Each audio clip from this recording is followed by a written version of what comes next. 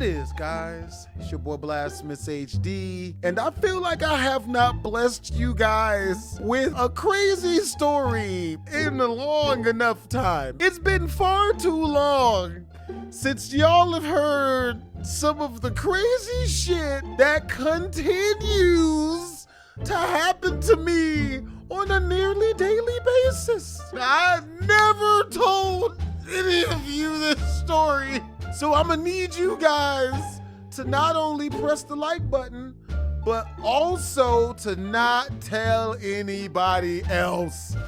No one can know about this ruthless ass shit. Oh my God. Oh my God. I'm thinking of this nasty shit.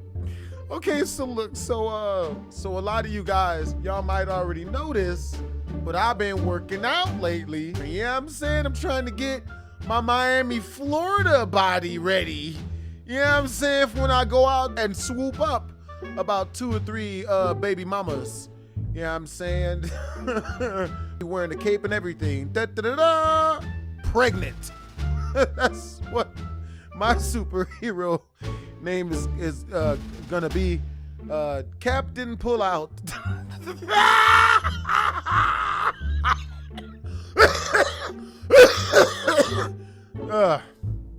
We gonna edit that out. Now, I seem to be an attractive person, right? And luckily enough for me, nearly all of them have been women. But let's just say that mistakes were made, okay? And when I say mistakes were made, I don't mean mistakes on my part. You know what I mean? Like I was with it. I mean like getting hit on by a dude as a straight dude is possibly one of the most awkward situations a straight dude can ever be in. Because it's like, okay, on one end, he's saying that I'm attractive, which I appreciate the compliment. But on the other end, he thinks I'm a bottom or I don't know. I tend to block most homosexual stuff out of my brain in general. It just doesn't compute. But like I said, since I started working out, I've had a lot more dudes hitting on me. You know what I'm saying? And that shit's rough for me because like where I'm from, hitting on a straight dude, it's enough to warrant a fight. You know what I'm saying? So like, I'm not gonna lie, there's been a couple of times where a dude has almost gotten beat the fuck up. You know what I mean? For trying me in that way. So I'ma share the rest of the stories of dudes hitting on me later. But this is the most recent one, and it's also the most worst one. Oh my God, I cannot believe I'm telling y'all this story. Oh my God. Okay, I'm gonna tell y'all. Okay, so.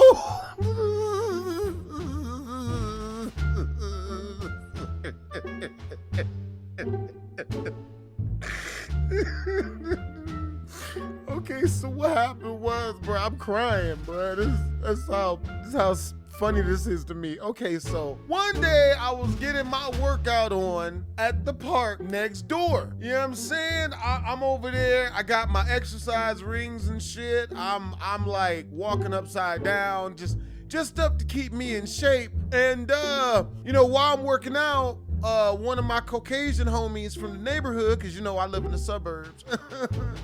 Shout out white women. He saw me at the park, came over and was like, yo, what you been up to? So after chopping it up for about 5-10 minutes, he started talking about like he really liked my voiceover dubs. And I was like, yo, I got some scenes that I haven't showed nobody yet. You wanna see them shits? He's like, hell yeah. So we're on my way to my crib so I can show him the scenes. We get in front of my house. Anybody who's ever lived in a gated community in the suburbs, I live in a really prestigious gated community in the suburbs, and they have a lot of guards and security here and whatnot. So not only is every exit and entry gate guarded, but the main entry has like 7 security guards, and they have 2 of the security guards always driving around to, you know, survey the environment, making sure the neighborhood is always safe and whatnot. So, one of the security guards, I'm not gonna say his name. Oh boy, I'm not gonna say his name. He was a white dude, you know what I mean? Like, you know, regular built, a little bit heavy set and whatnot. Now, right as I'm about to walk into my house, he drives up on his golf cart security vehicle and stops right across the street from my house and signals for me to, like, you know, stop what you're doing. So mind you, I've got 2 10-pound dumbbells in my hands. He looks over at me, he's like, yo, what are you gonna do with those weights in your hands? What are you doing? But the way he said it, as if I looked like I was about to knock my own white friend out standing next to me with the 10-pound dumbbells. You guys ever had somebody ask you a question and then only after you answered the question, you realize that the question they asked you was in some way, shape, or form jacked up? Well, that's what happened in this situation, because I didn't realize that his vocal tonality was accusing me of assault in some way, shape, or form until after I'd already answered the question. So then the next thing he says out of his mouth is, so yo, what are you holding those weights in your hand for? What are you gonna do with those weights in your hand? At this point, I'm flabbergasted because I owned my house. I'm standing in front of my house that I've got the deed for and everything in an all-white neighborhood. I've been in this neighborhood for 6 years. And you think I'm just gonna haul off and beat somebody to death in broad daylight in front of my house, in front of a security guard who's carrying a pistol, mind you? So when he said this, I just didn't say nothing back. And I guess that might have been my mistake. But normally, if somebody asks me a stupid ass question or say something stupid to me, I give them a stupid ass response. And most of the time that response is just not to say shit at all. So when I don't say nothing, my white friend standing right next to me, he looks at the officer, then looks back at me, and then looks at the officer and starts trying to like mediate the situation to help me. He's like, oh no, officer, nothing like that is happening. We're just talking, we're just hanging out. The security guard takes 5 more steps towards me and he's like, nah, man, I don't like the way you're holding those weights, man. Looks like I'm gonna have to put the cuffs on you. Now, there's not a whole lot of things you could say to a black person to get them to want to kick your ass. But I'll definitely tell you that threatening to put them in handcuffs when they ain't even do shit is definitely one of the triggers that'll get that shit did to you, yo. So when he said this shit, I'm not gonna lie, I felt threatened, so I threatened back. You know, you're gonna have to, you're gonna have to whoop my ass for that, man. Like, you know what I mean? What's up? Anybody watching this that's from even close to kind of where I'm from a little bit, they know that I just offered this dude the fade pretty much. Like, yo, hey, you come over here trying to handcuff me, man. Like, you know what I mean? That's on you. So when I said that, the security guard looked like he saw a ghost. Like his whole face went white turd than it already was because he's Caucasian. And he starts backing up towards his go-kart and he gets on it and takes one last look at me and then like looks back out of fear and then like peels off skirt and speeds into the distance. And when I say speeds off, I'm being real conservative. It's about 4 miles an hour, but to me he was quick, it was fast, abrupt. My Caucasian friend looks next to me, he looks at me, he's like, yo, like, was that a racism? And I was like, nah, man, that wasn't a racism, you know what I mean? Like, he just, you know, like, I hate to say it, but I'm kind of used to it, so I didn't want to, you know, fan the flames. It's like, no, it's not a big deal, you know, it was just, you know. But, you know, my Caucasian friend, he wouldn't let go of it. He's like, no, man, that was racist, and it was an injustice. It was terrible. How dare he do that to you? We're in front of your house. I was thinking in my head, I was like, you know, he's fucking right. This is my fucking house, man. This is my house. How dare this dude do this to me in front of my house? The disrespect. You know what I'm saying? With 6Ks. You know, my Caucasian friend leaves, and I'm just like, I slept on it. I'm laying in my bed, just looking straight up at the ceiling. I'm just like, yo, man, this dude, you know what I mean? That was hella disrespectful. That was hella messed up what he did, man. That's hella messed up. So the next day, I walk up to the security guard office to go talk to this dude face to face. And some of y'all might be asking me why I didn't drive my car up there. It was just in case I had to run or get away. I didn't want to have to leave a car or, you know, have to jump into a car and drive off if I needed to escape, you know, the police or something. So, you know, because dude does have a gun, you know, might just get my ass capped. So the next day comes, and I walk up to the security guard office. Now, there's always 2 security guards on duty, and one of them is usually a boss, and the other one's usually an employee. Luckily enough for me, the dude that came at me sideways, he was an employee, and when I walked up there, I saw I saw that guy, the guy who had said that to me. He was like, "Hey man, what's up?" And I was like, "Hey man, what's up?" You know, I was just nice back, cause you know. So I walked past him and go to his boss. His boss also happens to be like one of the coolest security guards at this housing district or at this neighborhood. Like, so when I get up to him, I'm like, "Yo, you know, let me talk to you. Can I pull you aside real quick?" And the guy's like, yeah.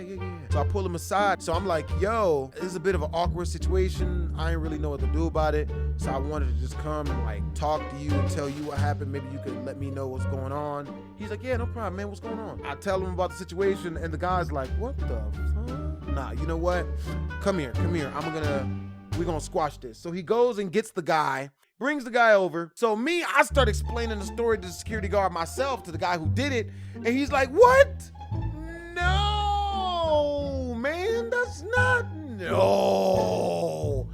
Them's were jokes." So I'm like, "Okay, so that was like a prank you were pulling." And he's like, "Yes, duh." So I was like, "All right, man, so just so you know, since we're pranking, I'm gonna prank you back." And he was like, "Hey, man, that's cool. Just don't make me have to get the furry handcuffs on you, the fuzzy pink handcuffs." But I was like, "What the fuck? Yeah, well, okay, maybe he just jokes like that." And when he said that, his boss looks at me and then looks at him like, "What the fuck?" And then I look at the security guard as if to say like, yeah, I mean, it was like we was communicating non-verbally, telepathically, you feel me? Yeah, I mean, I was just like, "Yo, so you see this weirdness?" And the boss was like, "Yeah, but you know, he's my friend." But mind you, this is all telepathically, you know what I'm saying? Like in my brain, this is what we was talking about.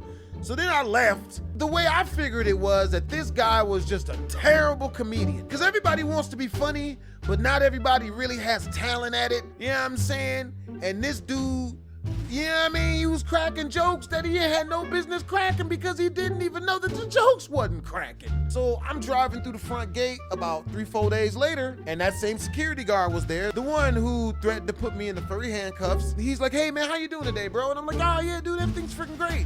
And he's like, "Oh man, that's cool, bro. So how's things been going, man? You know what I mean? You thought about that prank?" I'm like, "I've been thinking about it. I don't know." And he's like, "I don't know, man. You know what I mean? You do. I'm gonna have to put you in these furry handcuffs."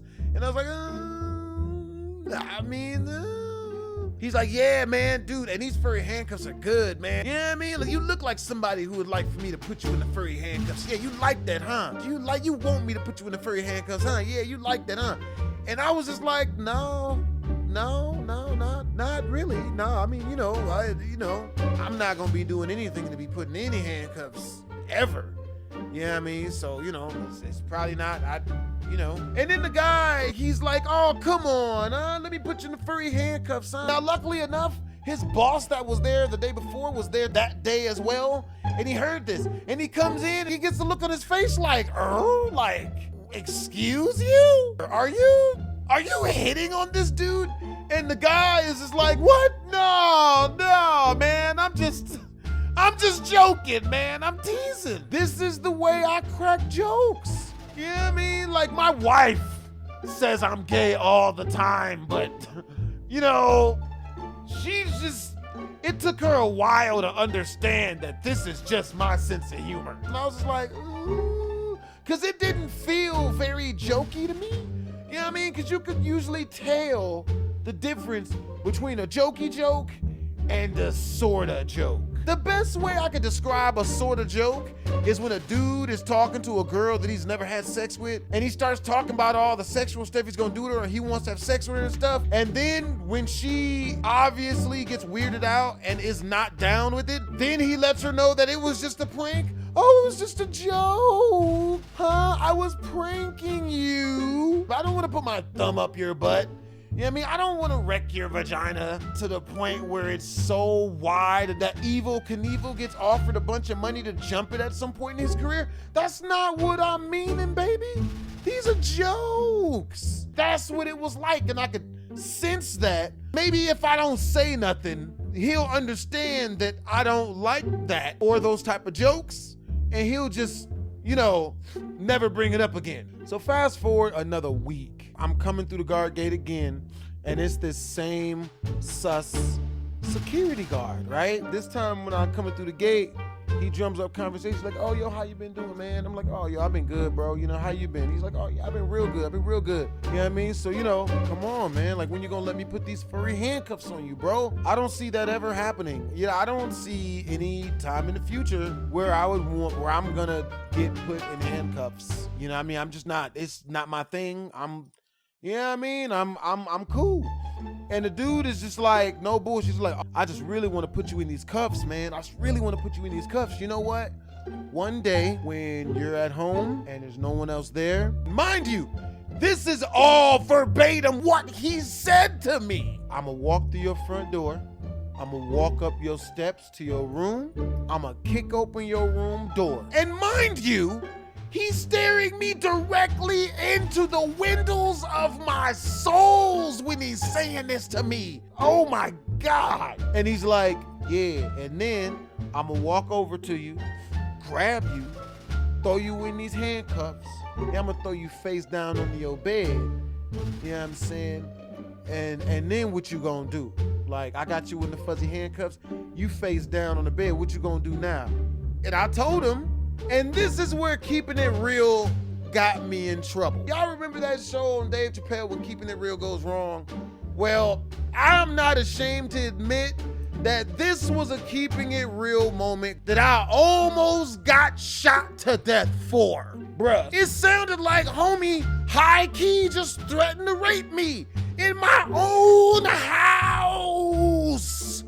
You know what I'm saying? So in my mind, I'm like, I'm gonna have to break some of homie's limbs in order for him to understand that I'm not with the butt fuckery.